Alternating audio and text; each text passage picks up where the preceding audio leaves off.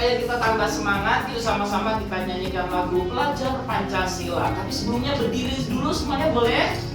Boleh? Oke, yuk berdiri dulu yuk, biar semangat. Pelajar Pancasila penuh iman dan takwa pada Allah yang esa dan berakhlak mulia, berkebinekaan global, gotong royong mandiri, kreatif dan bermelagriti. Tepuk tangan buat kita semua. Kita menyelesaikan pembukaan kelas. Sekarang Ustadz akan melihat dulu semuanya hadir hari ini. Hadir ya. Kemudian supaya lebih efektif lagi belajarnya hari ini kita berkelompok karena kalian hanya bertiga. Jadi sekarang Ustadz akan jadikan kalian satu kelompok. Boleh? Boleh. Oke, nanti kita atur duduknya supaya lebih baik. Kalian berhadap-hadapan ya. Oke? Sekarang kita akan masuk ke dalam materi yang hari ini kita akan pelajari, yaitu karya fiksi dan unsur intrinsik di dalamnya. Sebelumnya Ustadz mau tanya, siapa di sini yang pernah baca kisah fabel tentang kelinci dan kura-kura? Alwira pernah. Siapa yang pernah dengar kisah fabel tentang kisah legenda tentang maling kundang? Udah pernah semua ya? Apa yang terjadi dengan maling kundang? Dikutuk. Nah, cerita-cerita tadi itu adalah cerita fiksi. Dari mana cerita fiksinya Ustadz? Kamu lihat cerita apa tadi, kelinci dan kura-kura. Kelinci dan kura-kura di dunia nyata, apakah dia bisa berbicara? Bisa ngomong satu sama yang lain? Enggak. Kita lihat dalam kisah maling kundang. Apa benar di dunia nyata ada seorang ibu yang tega sampai mengutuk anaknya jadi batu?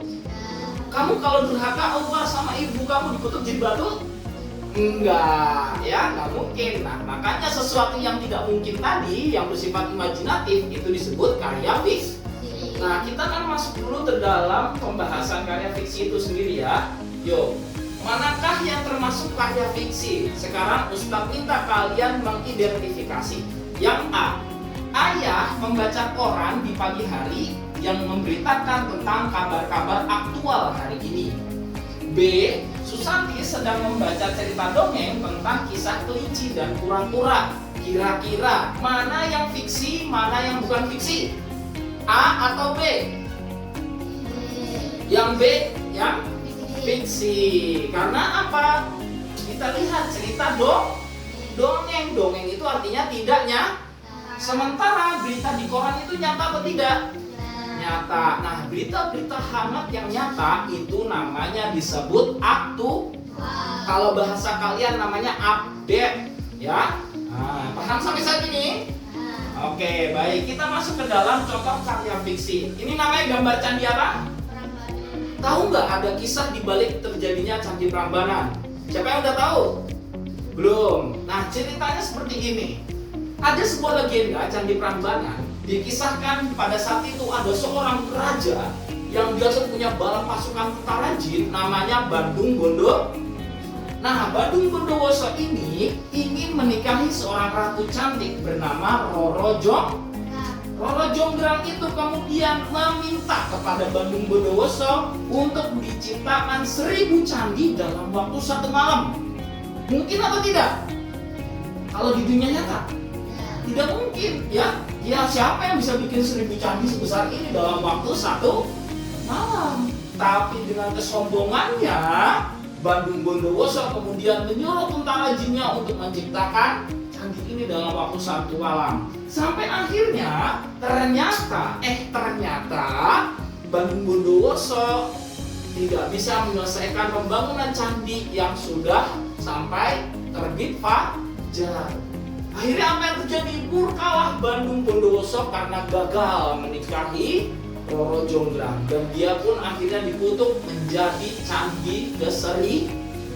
Itulah kisah yang terjadi di balik Candi Prambanan. Pertanyaan Ustadz, itu real atau fake? Nyata atau cuma dongeng?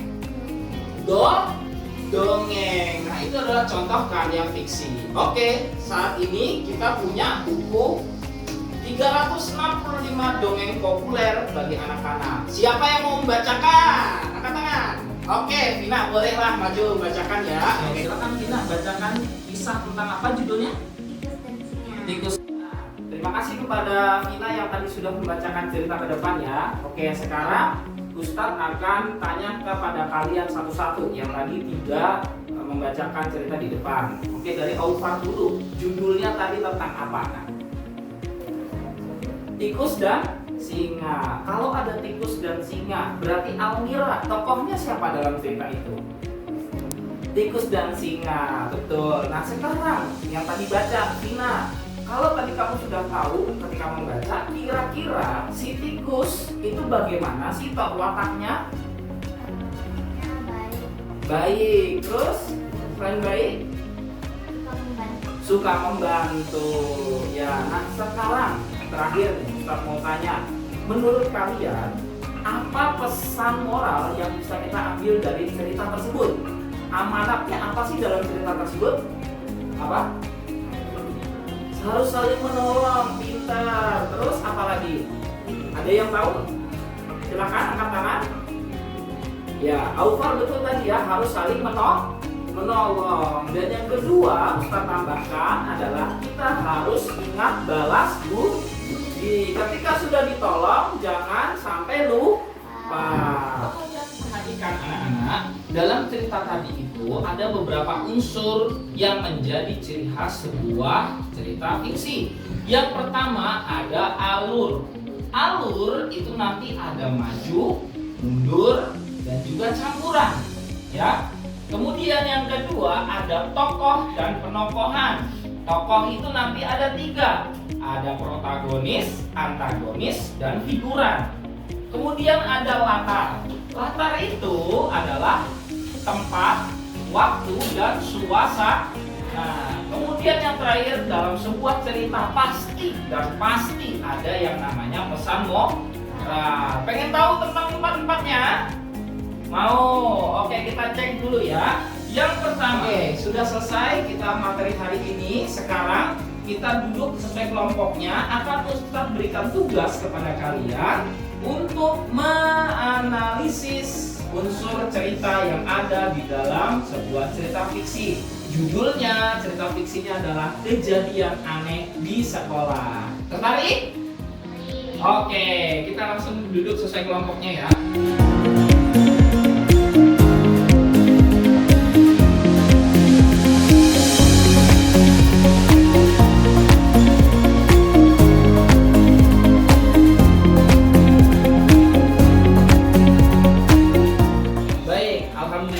Kalian sudah mengerjakan lembar kerja yang berisi tentang analisis terhadap karya fiksi. Ya, gimana tadi bacaannya? Unik kan? Nah, seru nggak? Seru. Baik, setelah ini kita akan bertemu lagi di episode berikutnya atau di pertemuan pelajaran berikutnya tentang cara membuat cerpen. Nah, hari ini cukup pelajarannya. Dan terima kasih sudah mengikuti seluruh kegiatannya dengan aktif. Tepuk tangan buat kita semua. Ya, baik. Sebelum kita akhiri, kita sama-sama tutup dengan hamdalah dan doa kafaratul majlis. Subhanakallahumma wa bihamdika asyhadu an la ilaha illa anta astaghfiruka wa atubu ilaik. Terima kasih hari ini. Wassalamualaikum warahmatullahi wabarakatuh.